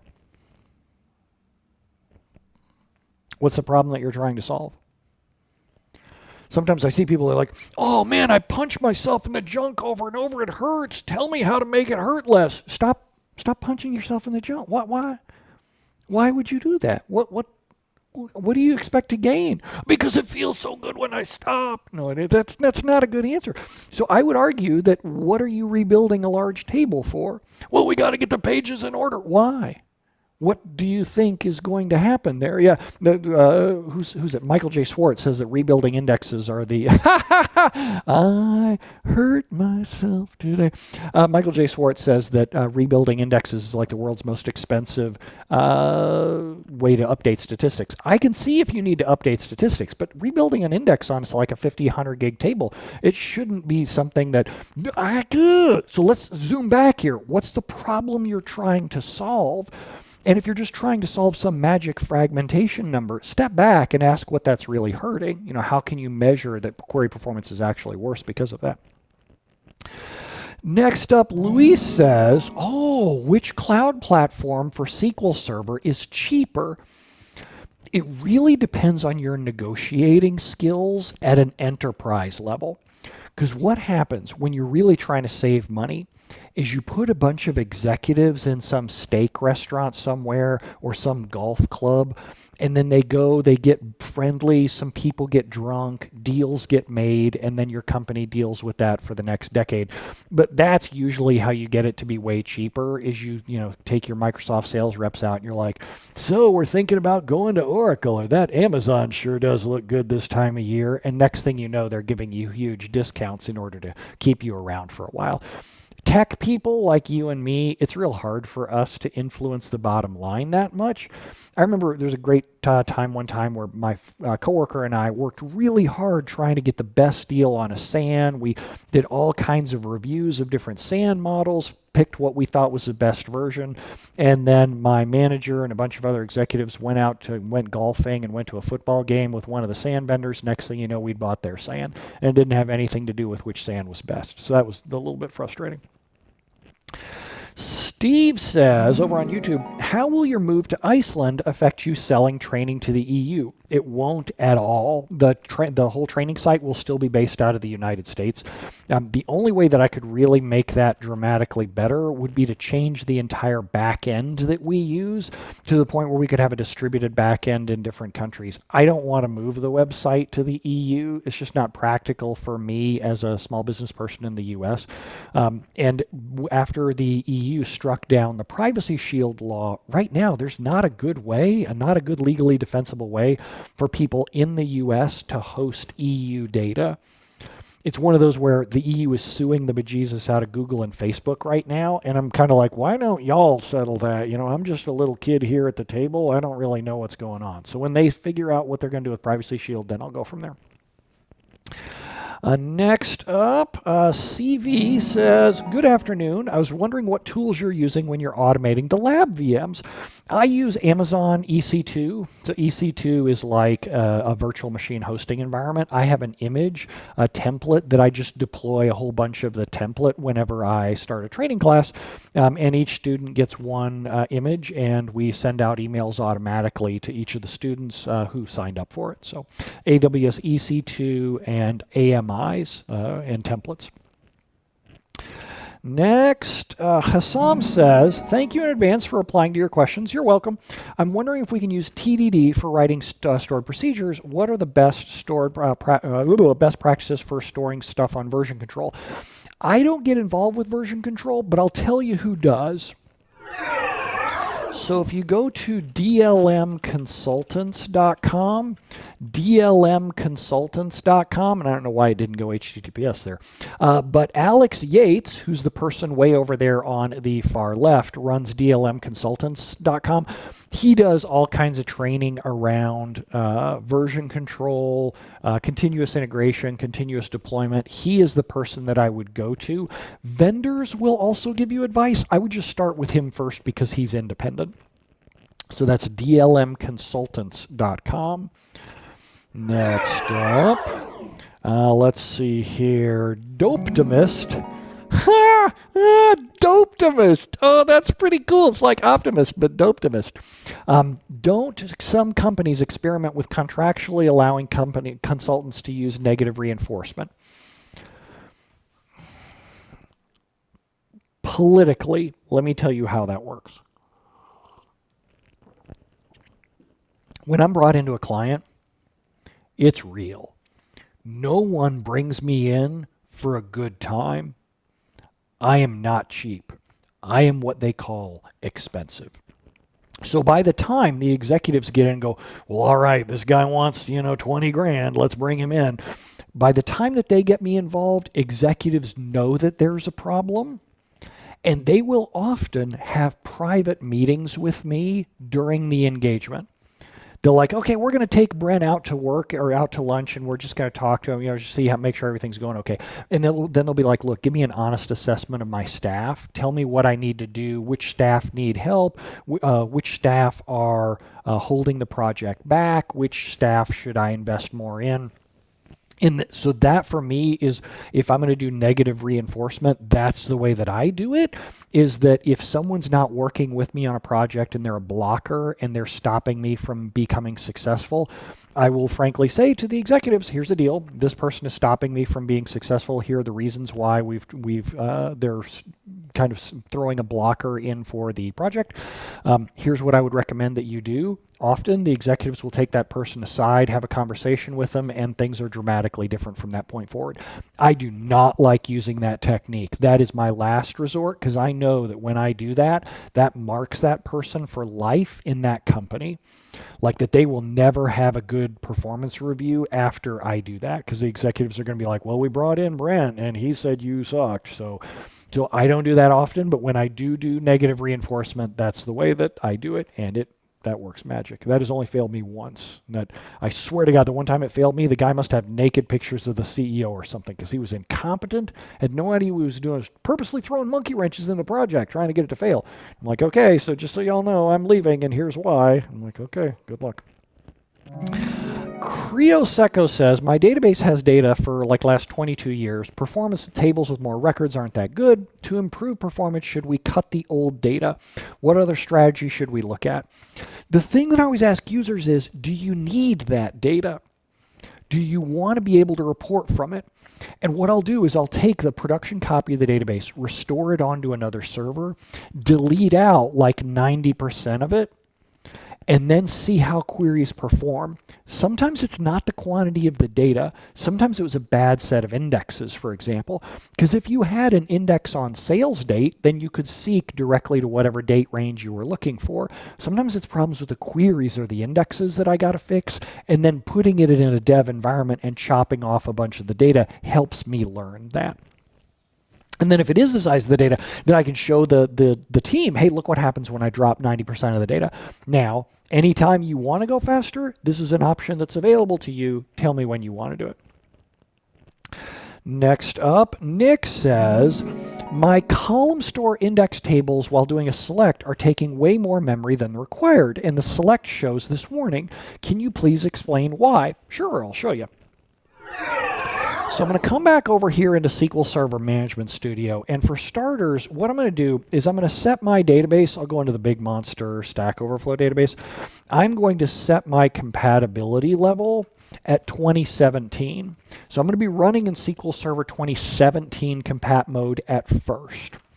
So in 27 compat mode, let's say drop index, oops, let's go into my big database here, go into Stack Overflow, drop indexes, table name equals users, and then I'm going to go do select top 1000 star from DBO users, or oops, order by reputation descending. And actually, you know what, I'll just do 100, do top 100. So when I run this query on SQL Server 2017, and it's going to take a minute in order to execute because it's the first time I've warmed this fella up. So when I run this query on SQL Server 2017, if I go into the execution plan, so I don't have an index on reputation right now. So what SQL Server has to do is scan the entire users table. So let's see how much RAM SQL Server allocated in order to do this. Zoom in.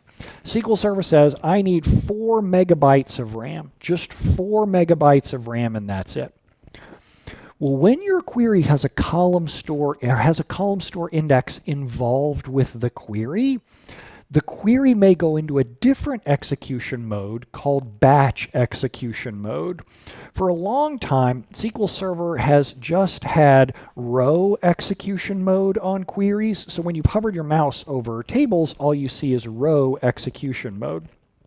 Now, if I flip this database over, well, so one way I'll do is I'll say create a non-clustered column store index NCCI on DBO users age, where age equals 1 and age equals 2. So you might be thinking, Brent, that can't possibly match any rows.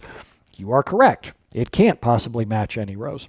So now when I run the same query again, select a top 100 star from DBO users, order by reputation descending. Sometimes. Now, I haven't rehearsed this demo here, so we may both get surprised. We'll see how this goes. So the presence of a column store index on the table, hot damn, it actually worked. The presence of a column store index on a table, even if I'm not using that column store index, can cause SQL Server to do the execution differently. See how it says batch mode execution here? Well, with batch mode execution, SQL Server also grants much larger memory grants. Our query grant went from 4 megabytes to 9,830 megabytes. It's a little bit larger. And that also shows the warning that you're getting right here. Danger, I gave you way too much RAM. The thing that's causing that isn't really the column store index. The thing that's causing that is batch execution mode. Because in batch execution mode, you get larger memory grants. It just so happens that you get batch execution mode when your query hits tables that has column store indexes in them. You won't always get batch mode, but often you do. To illustrate that further, I'm going to drop the index. I'm going to say drop index on NCCI on DBO users. Then, whoops, that's not there. Then I'm going to run the query again, but this time I'm going to go switch over to 2019 compat level. Peter, I agree with you. It's just it does get harder to get, harder to do as the day goes on. Instead of running under 2017 compat level, I'm going to drop into 2019 compat level, and then I'm going to say OK. Now, I do not have that column store index. Just to be clear, I have dropped it. Now, when I run that select, let's see if we get batch execution mode. Let's see. We'll look over at the plan. So if I hover my mouse over here, no, it only got row. Oh, I'm kind of surprised. So often, I'm going to try select top 1000 just to see if that also pops it in. And I'm going to say where 1 equals select 1, just to see if I can trigger it to happen. Because what 2019 can do is it can use batch execution mode even when you don't have a column store index on a table. And of course, because I didn't rehearse this demo ahead of time, it's not going to throw one quickly. But the idea there is that, oh, hot diggity. Oh, it did. Oh, it did. The first operator did. I just didn't hover over it. See, you got a 1 gig, 9,000, 10 gig memory grant on there, even though we didn't have a column store index. It's probably no, it didn't do there. Didn't do there. Wow, that's insane. I don't know why SQL Server went that high on that memory grant. That's just bananas. Anyway, so there you go. There's your answer. Next up, we have Kubelet says, we use read scale availability groups for our disaster recovery. Have you ever seen a customer use it for that purpose? No, because no. I'll just say no. There's the answer on that one. ITTF says, what are your opinions on ORMs and maintaining the rules of normalization? You can just, go. So what are my opinions on ORMs? ORMs help us ship code quickly. ORMs help us get value to customers very quickly. Most database administrators that you talk to have negative opinions about ORMs because of their performance problems, because they don't write great queries. But the thing is, people use ORMs because they're faster to develop with. So I love ORMs because they help people get to market quickly. They don't write the best queries, but frankly, neither do human beings. Human beings write pretty crappy queries too. So when you talk about is that okay, everything's just how much money do you have, how much time do you have to get to market, that dictates you go to market with what you have, not with what you want. So Scott says over on YouTube, what is your favorite tool for comparing two separate SQL Server databases and scripting the differences? The one that's the most popular in the market is probably Redgate Schema Compare and Redgate Data Compare, just because they've been around for forever. They're easy to automate. I don't use any of those. It's just not something that I have to go do. So it's not something that people usually hire me to go do. But the big monster in the market for that is Redgate's SQL Compare and Data Compare. Next up, Nikhil says, hi Brent, it's the same query.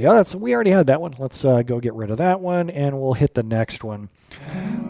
Blah says, the sysadmin team wants to back up the databases on a local volume and rely on VM third-party tools to achieve those.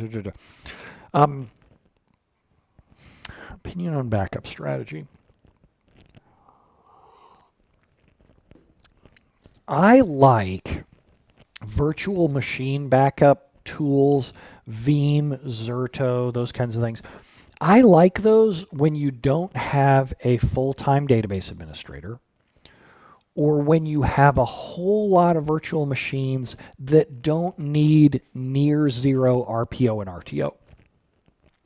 I am less a fan of those tools when we start to do things like log shipping, always on availability groups, because they don't play database mirroring, because those don't play together as well with those features. Designing the right high availability disaster recovery mode and method and backups for a company usually involves sitting down with my high availability checklist. If you go download my first responder kit, I have an Excel spreadsheet that I use, the worksheet for high availability and disaster recovery. That is exactly the same thing that I use with clients, and it's totally free. So go download my first responder kit and get my HA and DR worksheet and go from there. Does that solution work? Sure. I have clients who are using it, but it also fails for other people. So it all depends on what your goals are there. Ericer says, triggers can be lean. I agree. But as with UDFs, once the trigger's doing any cross-scope data queuing, the execution overhead seems to be similar. Have you looked into similarities there? No, I think it's kind of like stored procedures, triggers, views, any piece of code. The smaller and tighter that it is, the faster that it goes. The more you start to say, well, and I'm going to show you a Stack Overflow question because it's hilarious. So somebody was asking a question about their triggers. I want to say it is site dbastackexchange.com function XP command shell. I think that's it. Yeah. So here we go. So I have a SQL Server that works slow. 2 days ago, I created a function that needs insert and update, and I enabled XP command shell. Afterwards, SQL Server's very slow. All right, so what's this function do? Here's the function.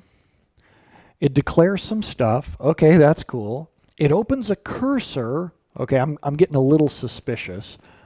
It builds dynamic SQL and calls XP command shell. It is shelling out to DOS in order to run an update command to get around the built-in limitation that in SQL Server functions aren't supposed to be able to have side effects.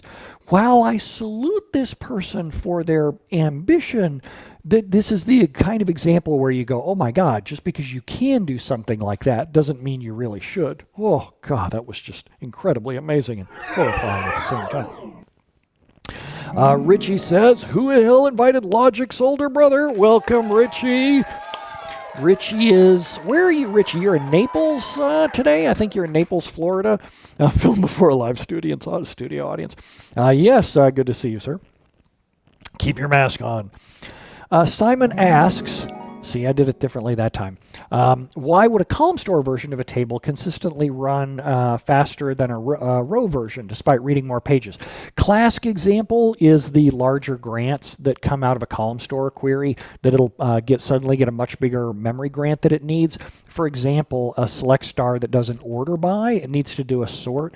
If the row store version on 2017 or prior got a really tiny memory grant and it spilled to disk, that would go way slower than a Columnstore version because the Columnstore version got more RAM in the memory grant. That's just one example. There are lots of others.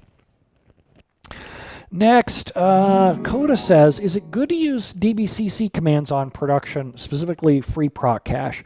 What I would say is, what's the problem that you're trying to solve? There are times when that can help during a specific kind of emergency.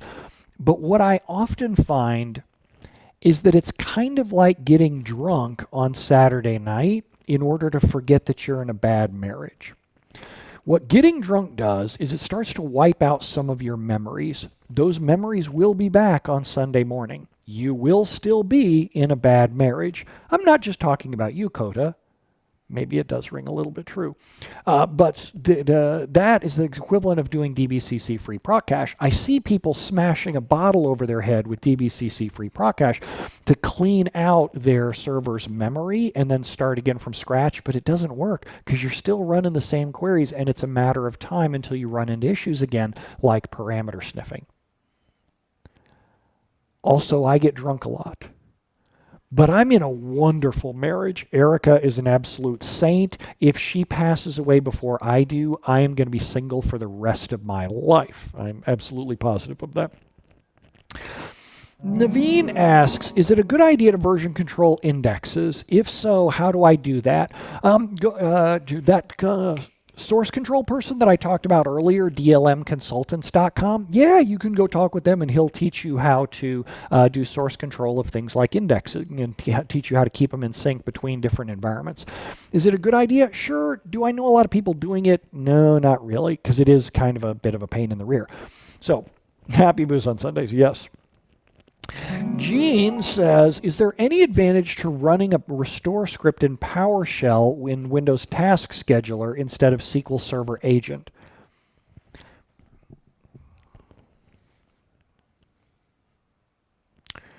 The thing that I've learned with PowerShell is it's kind of like being a vegan or an atheist. As soon as someone becomes one of those things, man, they love dropping those words into the conversation. It's almost like we'll go out to restaurants. Do you have anything that's for vegans? I'm vegan. Also, I'm an atheist. This isn't real leather on my watch band. I'm a vegan. If you're a vegan, that's great. If you want to use PowerShell, that's great. But you don't have to use it for everything. It's just one tool. It doesn't make any sense to use PowerShell to restore a database inside a SQL Server agent. You're adding on so many layers there. If you want to use PowerShell, and I can certainly understand why you would, then go schedule it with any other task scheduler because you're using PowerShell because it's repeatable across all kinds of things. IIS administration, domain controllers, use the same scheduling tool that you would use across all of those. But otherwise, using PowerShell and SQL Server Agent kind of feels like taping a hammer to the side of your toaster. I just don't understand why people would use those two things together. It just doesn't make sense to me. Also, I eat meat. Not happy with that, but I do. M. Holvey says, just wanted to say thank you for your sessions. You're welcome. I appreciate it. Glad you like it. Says your perspective is awesome. That is one word for it. Lots of people use a word for me that starts with an A. That is one word as well. Tanya says, a colleague suggested implementing a caching product like Redis or Elasticache to help with performance. Will caching products help mask poorly performing queries? Yes. The fastest query is the one you never write. It's absolutely huge fan of that. And so what you find is the instant that you put in caching, the instant that developers see how much faster it is, they'll freaking use it for everything, and your database use will drop way down. So yes, I'm a huge fan of both of those products. Just wonderful. Next, Semaphore says, should a 10 gig of RAM SQL Server machine be enough to serve 1 million page views per month? So the thing is, when do the page views come in? Do they come in at exactly the same time? For example, I have ticket sales customers who the server sits around idle all day long, and then all of a sudden when a ticket sales goes live, they'll have 1 million requests inside the span of 10 seconds. How complex are the page views? Are the page views entirely dynamic? Are they custom driven based on who's logged in? Are you doing any caching like what we just talked about there? Odds are if you're doing 1 million page views per month, most of it's probably static and should be cacheable, shouldn't be hitting the database. Those are the kinds of things that you ask about the workload. So you can have 1 million page views per month that are rendering complex reporting dashboards that are personalized for every single person. Or you can have one that just shows today's weather in Ireland, and it's the same report over and over again. So it depends so much on the page views. Next, abuse sysadmin says, on IT purchasing, I work somewhere we couldn't figure out why certain technologies were purchased, and then the person who did the buy left to work for that vendor. I have seen that so many times. I have seen that for so many times. It is just insane that the person doing the buying develops a real close relationship with the vendor, and it's a clear, they're going to have a job there later when they leave. That just drives me crazy, but that's the way the world works. It's just kind of disappointing, but it is what it is. MKR says over on YouTube, good books to start knowing about extended events. I don't think I've seen a book for it, but if you search for, I'll show you what to search for. If you search for Cahias Month Extended Events, so there's this guy, Jonathan Cahias, who wrote a series 10 years ago with a one post a day for extended events. That's the place that I would start. It is 10 years old, but a lot of it is still totally useful today, so that's where I would start there. Cahias Month of Extended Events. Whoops, wrong button there. Next up, let's see, we have Kiran on YouTube asks, best practices, what should be RAID, data logs, backups? Man, I wish that there was just one best practice that worked for every kind of SQL Server, every kind of workload, and unfortunately it just isn't. It's just like how there's no one best practice on car to buy. Like if there was just one car and all of us would just buy a Honda Civic, then we would all be pretty well off. But of course, different people have different needs. Some people need to take the kids to school. Some people need to haul 30 gallons of Jell-O in the back seat. That's not me. I'm talking about Kiran, of course. Kiran's very into Jell-O. But so that's why there's no one best practice there. Oh, Emir asks, is there a Stack Overflow database with the indexes they use? It would be really interesting to see how they have the crazy performance without almost any caching mechanism. Oh, you got that wrong. They have a hell of a caching mechanism. So if you search for Nick Craver Stack Overflow caching, Nick actually has a whole series of posts that explain how Stack Overflow does their caching. Nick is, I don't remember what Nick's title is. He's like I'm going to say the wrong thing, but he's like the architecture guy over at Stack Overflow. And so he's got a great series of posts in here that talk about how they do app caching. They totally have caching. So yes, by all means. The other part of your question was, is there a copy out there with their indexes? No, they don't even use that same database structure today that's out in the public data dumps. They've normalized and changed things around, but they still provide the data dumps in exactly the same format for those of us out in the community who use the databases. Next up, what do we have here? Next up, Dennis over on YouTube. Dennis says, is it bad to use a GUID as a primary key for a log table, and is it better to change that? I have a module about that in my training classes. This week's stream is brought to you by my annual Black Friday sale at brenozar.com/Black Friday. I have a huge sale going with up to 86% off my training classes, SQL Constant Care, the Consultant Toolkit, all kinds of stuff. So that would be over in my, that is a lie. Nick is joking. That's not true. There are things that they don't cache, but like the database queries, they absolutely do cache. My guess is that some wires got crossed there, that he was joking and people didn't quite catch it. Jen says, I will ask every time you're live. I don't schedule these out in advance. I do them whenever my schedule permits.